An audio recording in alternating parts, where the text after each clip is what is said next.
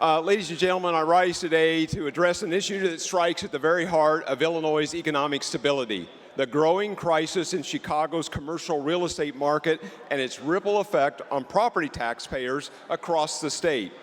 Not a week go by that bills aren't filed, presented in committee, and sent to this chamber for consideration that concern some type of taxing issue. Whether it's special exemptions or carve-outs for a particular population, a TIF district extension, a sales tax, income tax, or real estate tax matter, someone will attempt to move bills that get them a great press release in their district, maybe a regional or statewide media attention, and ultimately a photo op with the governor that says, "Look here, we are doing a great thing." Let me draw your attention to a recent op-ed in the Chicago Tribune concerning the activity in and around the Cook County Assessor's Office. Consider these staggering numbers. 70 West Madison Street, once valued at over $375 million just over 10 years ago, recently sold for $85 million.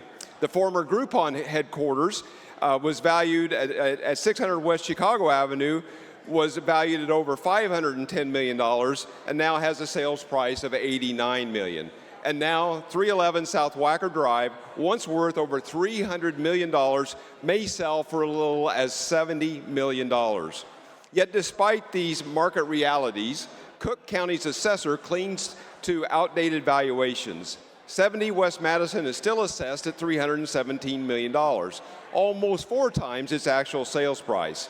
This disconnect doesn't just reflect poor fiscal management, it actively harms businesses struggling to survive in a challenging economic climate. These businesses are forced to appeal their property tax assessments, creating a legal battle that costs time and resources.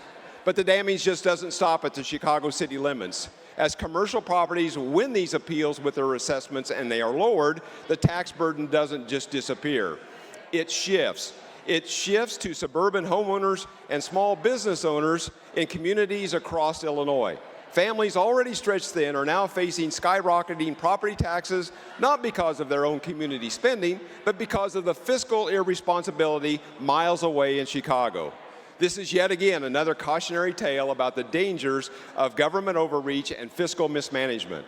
When property taxes are used as a bottomless well to fund an ever-growing government budgets, we all suffer.